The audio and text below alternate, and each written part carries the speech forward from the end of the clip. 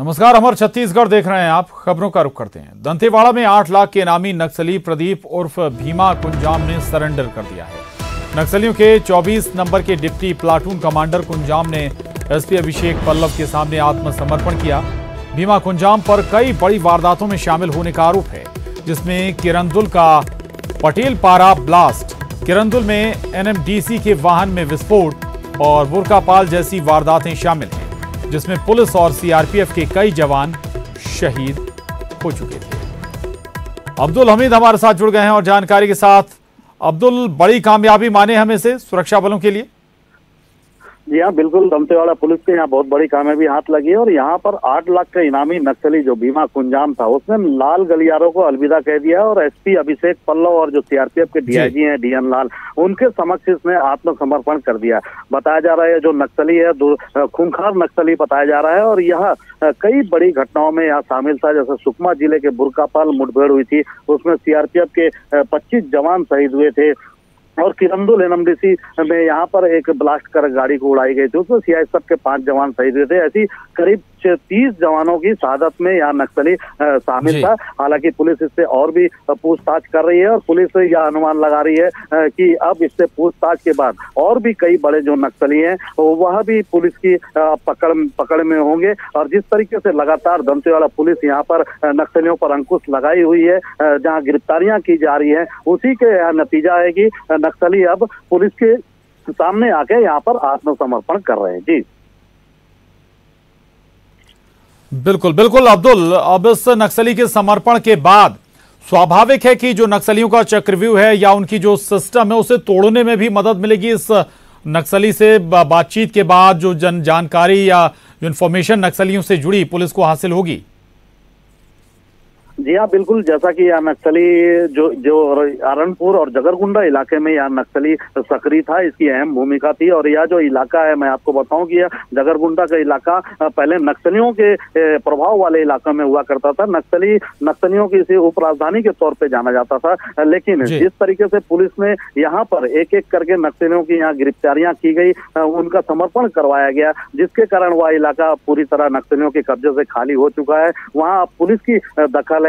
Police का जो नया कैंप है कोटाली में, वह भी खोल दिया गया है। कहीं ना कहीं लगातार जो पुलिस इन पर अंकुश लगाए हुए हैं, नक्सलियों को बैकफुट पर ढकेल रही है और लगातार जो समर्पण कर रहे हैं उन नक्सलियों के निशानदेही पर और भी कई बड़े नक्सलियों की यहाँ पर गिरफ्तारियां की जा रही है। उसे देखते हुए ऐसा सही मायने में लगाया जा सकता है कि कहीं ना कहीं अब नक्सली बैकफुट पर है और पुलिस इन्हें जंगलों की ओर खदेड़ते हुए नजर आ रही है। बिल्कुल बिल्कुल। और ये भी कह सकते हैं कि जो एग्रेसिव अभियान है सुरक्षा बलों की, उसी का ये नतीजा है कि लगातार अब जो नक्सली या तो मारे जा रहे हैं या फिर खुद समर्पण कर रहे हैं। बहुत शुक्रिया अब्दुल आपका इस पूरी जानकारी के लिए। और खबर गरियाबंद से है, जहां क्वारंटाइन सेंटर में महिला की मौत हो गई है। बड़ी खबर है, देवभोग के क्वारंटाइन सेंटर में गर्भवती महिला की मौत हुई है। तेलंगाना से पिता के साथ ये महिला यहां पहुंची हुई थी। 14 से 21 मई तक अस्पताल में थी ये भर्ती। में ठीक होने के बाद से क्वारंटाइन सेंटर में लाया गया था, लेकिन यहां पर इसकी मौत हुई है। कृष्ण कुमार हमारे साथ जुड़ गए हैं जानकारी के साथ। कृष्ण, क्या वजह निकल कर आई, क्यों कैसे मौत हो गई इस महिला की? जी प्रशांत, बताना चाहूंगा कि ये महिला मैनपुर विकास खंड के धरनी धोरा गांव में जो क्वारंटाइन सेंटर बना हुआ था, ये इनका गांव भी है, वहीं पर ये क्वारंटाइन थी। और 14 तारीख को ये अपने पिता के साथ तेलंगाना से यहाँ पर पहुंची थी। 8 माह की ये गर्भवती थी। जिस दिन ये गांव पहुंची, क्वारंटाइन पहुंची थी, उस दिन इनकी तबीयत खराब हो गई थी। इनको तत्काल मेकाहारा रायपुर अस्पताल कराया गया था और 21 तारीख तक ये मेकाहारा अस्पताल में भर्ती थी। वहां से ठीक होने के बाद ये वापस यहाँ पर आ गई थी और आज अचानक जब सुबह इसको उठाने की कोशिश की गई तो ये नहीं उठी, मतलब इनकी मौत हो गई है। आज सुबह इनकी मौत हुई है। हालांकि अभी तक जो अधिकारियों ने इस बारे में कुछ नहीं कहा है। उनका कहना है कि महिला के शव का जो अभी डॉक्टरी जांच है वो किया जाएगा और ये पता लगाया जाएगा कि कहीं महिला की मौत कोरोना से तो नहीं हुई है। इस मामले में प्रशासन जांच कर रहा है। जी प्रशांत। जी शुक्रिया कृष्ण आपका इस पूरी जानकारी के लिए। तो महिला की मौत हुई है। अब स्वाभाविक है जांच के बाद ही तस्वीर साफ हो पाएगी कि इस मौत के पीछे की वजह क्या है। आगे बढ़ते हैं। यूपी बरेली के प्रेम नगर इलाके में एक शोरूम में भीषण आग लग गई, जिसे कड़ी मशक्कत के बाद फायर ब्रिगेड ने काबू पाया।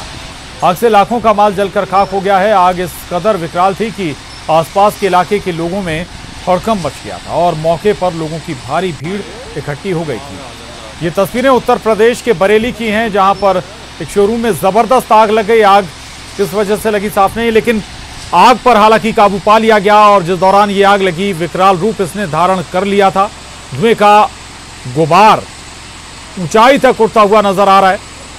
लपटें भी, आग की लपटें भी ऊपर तक उठती हुई नजर आ रही हैं। हालांकि अब जरूर इस आग पर काबू पा लिया गया है, लेकिन इस आग ने लाखों का सामान जलकर इस आग में पूरी तरह से खाक हो चुका है, बर्बाद हो चुका है। उत्तर प्रदेश के बरेली से ये तस्वीरें आपके टीवी स्क्रीन पर हैं, जहां पर एक शोरूम में जबरदस्त आग लग गई। हालांकि मौके पर पहुंचकर फायर ब्रिगेड ने इस आग पर काबू पा लिया है। आग बुझा ली गई है, लेकिन वजह क्या थी, क्या कारण थे इस आग के पीछे, ये अभी तक साफ नहीं हो पाया है। कारण निकलकर सामने नहीं आए हैं, लेकिन शोरूम में जो भी सामान रखा हुआ था वो पूरी तरह से बर्बाद हो चुका है, खाक हो चुका है। उत्तर प्रदेश के बरेली में ये एक शोरूम में जबरदस्त आग लग गई।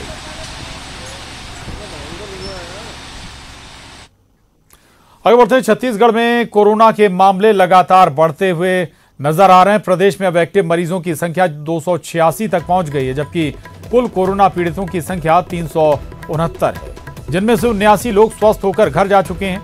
मुंगेली जिले में सबसे ज्यादा 70 एक्टिव केस हैं। वहीं प्रदेश में करीब 60,000 से ज्यादा संदिग्धों की जांच हो चुकी है, जबकि 3,933 संदिग्धों की जांच अभी जारी है।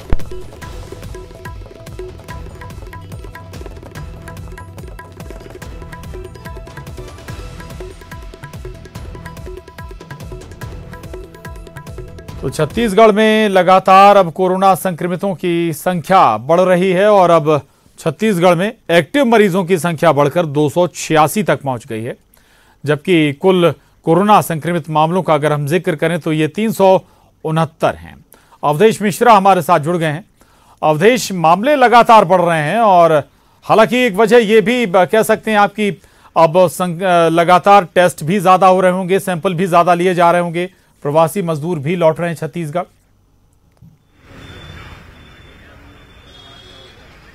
बिल्कुल, देखिए बिल्कुल आपने सही बात कहा कि तकरीबन 2.5 लाख लोगों का छत्तीसगढ़ में वापसी अब तक हो पाया है, जो ट्रेनों के माध्यम से, श्रमिक स्पेशल के माध्यम से, पैदल अन्य अन्य माध्यमों से।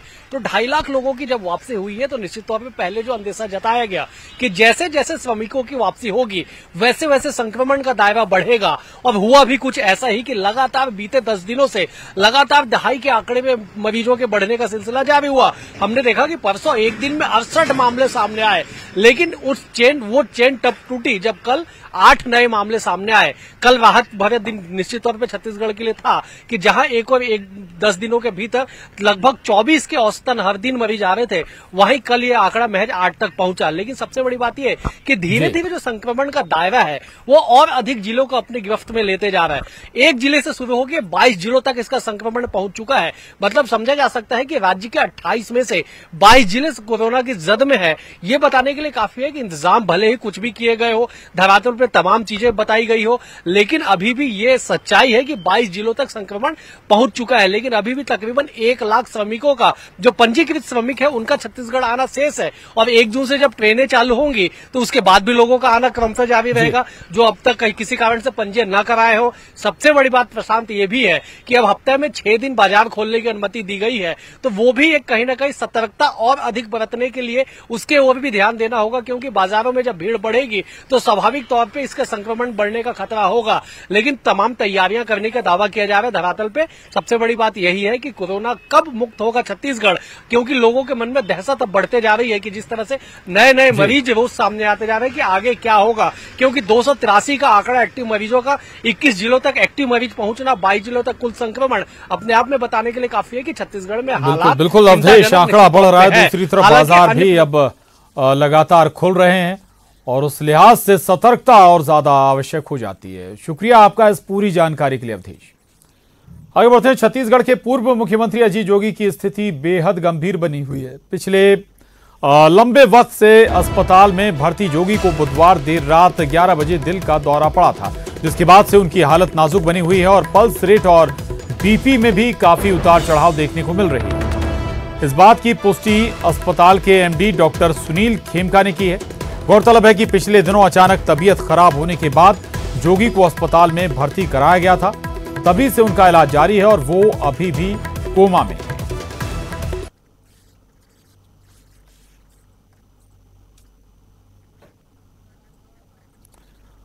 ममता लांजेवार हमारे साथ जुड़ गई हैं और जानकारी के साथ। ममता, अजीत जोगी की हालत और ज्यादा गंभीर हो गई है, क्या कह रहे हैं डॉक्टर अभी? बिल्कुल, देखिए उनको देर रात को एक और कार्डियक अरेस्ट आया था, उसके बाद में उनकी स्थिति और ज़्यादा गंभीर हो गई है। डॉक्टर सुनील खेमका जो अस्पताल के संचालक भी हैं, उनका कहना है कि हालांकि डॉक्टरों की जो पूरी टीम है वो लगातार लगी हुई है और आज जो मेडिकल बुलेटिन जारी हुआ उसमें भी ये बताया गया है कि काफ़ी गंभीर स्थिति बनी हुई है। इसके पहले भी अगर हम बात करें तो लगातार जो बुलेटिन जारी हो रहे थे उसमें ये इस बात का बार बार ये जिक्र किया जा रहा है कि उनको वेंटिलेशन के जरिए ही सांस दी जा रही है और जो मस्तिष्क की जो गतिविधियां हैं वो नहीं के बराबर है, तो उसको ये कोशिश की जा रही है अलग अलग तरीक़ों से कि कैसे जो मस्तिष्क की जो गतिविधि है उसको बढ़ाई जाए। और अभी डॉक्टर सुनील खेमका का कहना है कि अभी भी स्थिति गंभीर बनी हुई है और लगातार डॉक्टर्स की टीम जो ये कोशिश कर रही है। हालांकि जो कार्डियक अरेस्ट आया था कल, जब दोबारा आया था उसके बाद में स्थिति को थोड़ा स्टेबल कर दिया गया है, लेकिन सांस वेंटिलेटर के जरिए दी जा रही। जी बिल्कुल, वेंटिलेटर के जरिए ही अभी सांस दी जा रही है और स्थितियां पहले से ज्यादा गंभीर है। एक और कार्डियक अरेस्ट अजीत जोगी को आया है। शुक्रिया ममता आपका इस पूरी जानकारी के लिए, धन्यवाद। आगे बढ़ते हैं, खबर मुंगेली से है। मुंगेली जिले के लोरमी के क्वारंटाइन सेंटर में एसडीएम और एसडीओपी खुद खाना देने पहुंचे। मजदूरों को खाना देने से पहले दोनों अधिकारियों ने खुद भी यही खाना खाया। गौरतलब है कि लोरमी के व्यापारी धर्मशाला में बनाए गए क्वारंटाइन सेंटर में 45 प्रवासी मजदूर हैं, जहां से बासी खाना दिए जाने की शिकायत मिली थी, जिसके बाद एसडीएम और एसडीओपी दोनों खुद खाना लेकर क्वारंटाइन सेंटर पहुंचे थे।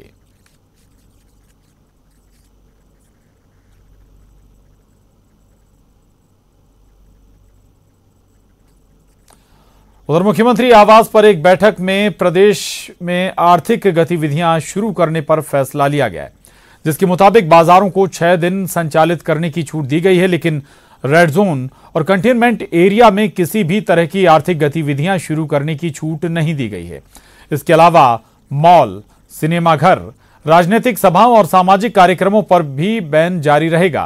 वहीं शादियों पर फैसला लेने का अधिकार तहसीलदार को दिया गया है, जबकि क्वारंटाइन सेंटर्स में मनोरंजन के लिए टीवी, रेडियो और मनोवैज्ञानिकों की सेवाएं लिए जाने का फैसला किया गया है।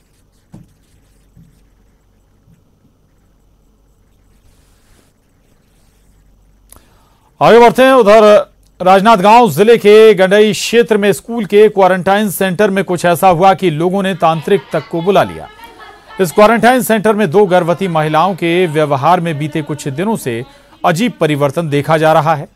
दोनों महिलाएं अचानक जोर जोर से चिल्लाने लगती हैं और इनके बड़बड़ाने की आवाज इतनी तेज होती है कि साथ में इस क्वारंटाइन सेंटर में रहने वाले लोग डर जाते हैं। कुछ लोगों का मानना है कि ये काले साए और जादू का असर है। बता दें कि स्कूल में लगभग 30 से 35 लोग क्वारंटाइन हैं और झाड़ फूंक करने के बाद दोनों महिलाओं के सामान्य हो जाने को लेकर लोगों में अभी भी डर बना हुआ है। इसमें टोना जादू वाले आए का बोलत रही तुम्हारे वो बहुत धर ले रही से एक बोली से लड़का माना जो अंदर में रही से मकाम में थे ना होकर से थी हुई डॉक्टर उक्टर बर सरपंच है बुला रही से इलाज भी करवाई से। अब होकर से नहीं हुई तो फिर बेगो बनान के दवाई गोटी बांध के फिर वो ठीक हुई से। तो का ठीक हो गया? हाँ, के जरी से 2 जन और दोनों गर्भवती में। ग्राम ठंडार यहाँ से लगभग 3-4 किलोमीटर दूर है। वहाँ से एक सूचना मिली थी कि ऐसी ऐसी घटना है करके। उस घटना के बाद से स्थानीय प्रशासन और यहाँ वक्त एक छोटे से ब्रेक का है, फौरन लौटेंगे। ब्रेक के बाद खबर कांकेर से। कांकेर जिला मुख्यालय से सटे ग्राम सरंगपाल में हथकरघा बुनकरों को कपड़ा बनाने के लिए पिछले 7 महीने से धागा नहीं मिल पा रहा है। इसके चलते व्यवसाय बंद होने की कगार पर पहुंच गया है। ग्राम सरंगपाल में 2 बुनकर समितियां संचालित हैं, जिसमें काफी लोग जुड़े हुए हैं। जय मां दुर्गा बुनकर समिति बीते 7 साल से हथकरघा लूम से कपड़ा बनाने का काम कर रही है, जिसमें 34 बुनकर काम करते थे। अभी सिर्फ 10 बुनकर ही काम कर रहे हैं, जिन्हें जनवरी महीने में अंतिम बार धागा मिला था। कोरोना वायरस में लॉकडाउन की वजह से 22 मार्च से काम बंद है। इसके बाद धागा नहीं मिल पाया। आ रहा है, कोरोना की वजह से रुक गया है। वहाँ से तो हम लोगों का भी जो घर खर्चा जो चल रहा था वो बहुत अब दिक्कत जा रहा है चलाने के लिए। घर खर्च चलाने के लिए क्या है, वेतन भी नहीं मिल रहा है। बहुत परेशानी जा रही है। अभी धागा वगैरह नहीं आ रहा है तो हम लोग को वेतन भी नहीं मिला। जब तक कपड़ा नहीं जाएगा, वहाँ धागा नहीं आएंगे, तब तक हम लोग का काम शुरुआत नहीं होगा। अभी क्या है, लॉकडाउन हुआ है तब से धागा नहीं आ रहा है, तो धागा के लिए फ़ोन करने से बताता है कि उन लोग के अभी लॉकडाउन के कारण हम लोग धागा नहीं भेज पाते। जब तक लॉकडाउन नहीं खुलेगा तब तक हम लोग धागा नहीं देंगे। और अब रेल कोच को रोबोट सैनिटाइज करेगा। दक्षिण पूर्व मध्य रेलवे ने एक ऐसा रोबोट बनाया है जो रेल कोच को अल्ट्रावायलेट रेज से सैनिटाइज करेगा। ये रोबोट रिमोट के जरिए संचालित होगा। इसकी मदद से बिना कोच में प्रवेश किए कोरोना के संक्रमण को खत्म किया जा सकेगा। यूवीसी किरणें वायरस को मारने के लिए प्रभावी होती हैं। बाजार में ये 2.5 लाख रुपए तक में मिलता है। रेलवे के कर्मचारियों ने 25,000 में ही इसको बना लिया है।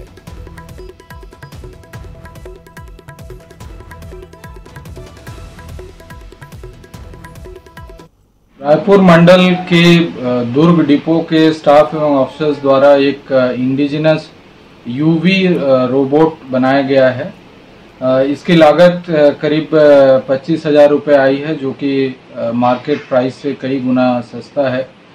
ये यूवी रोबोट रिमोट संचालित है। कोई भी व्यक्ति इसको दूर से ऑपरेट कर सकता है और इसके जरिए जो यूवी रेज से जो कीटाणु हैं उनको नष्ट करने का ये सफल प्रयोग रायपुर मंडल द्वारा किया गया है। इसका उपयोग अभी प्रायोगिक तौर पे हम लोग एम्प्टी कोचेज में जो उसकी सैनिटाइजेशन के लिए करने का प्लान। उधर जंगली कांधा खाने से एक ही परिवार के 3 लोग बीमार हो गए, जिन्हें इलाज के लिए जगदलपुर के महारानी अस्पताल लाया गया, जहां इलाज के दौरान 8 साल की एक बच्ची की मौत हो गई, जबकि 2 लोगों का इलाज जारी है। दोनों की हालत नाजुक बताई जा रही है। महारानी अस्पताल के civil surgeon doctor Vivek Joshi के मुताबिक भानपुरी थाना क्षेत्र के तारा गांव में रहने वाले एक परिवार के लोगों ने जंगली कांधे का सेवन किया था। कुछ देर बाद परिवार के लोगों को लगातार उल्टियां होने लगी, जिसके बाद 108 की मदद से इन्हें अस्पताल लाया गया।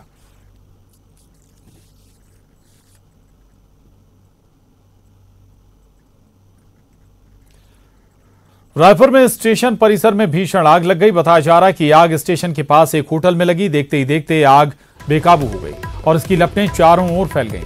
खबर मिलने के बाद दमकल की टीम मौके पर पहुंची, जिसने कड़ी मशक्कत के बाद आग पर काबू पाया। हालांकि ये आग कैसे लगी इसका खुलासा नहीं हो पाया है। ये 2 तस्वीरें आपके टीवी स्क्रीन पर हैं इस वक्त और तस्वीरें रायपुर की हैं, जहां स्टेशन परिसर में जबरदस्त आग लग गई। कुछ ही देर में बड़े क्षेत्र को इस आग ने अपनी चपेट में ले लिया, लेकिन खबर मिलते ही दमकल विभाग मौके पर पहुंचा। आग पर काबू भी पा लिया गया, लेकिन आग कहां से शुरू हुई, कैसे लगी, ये साफ नहीं हो पाया है।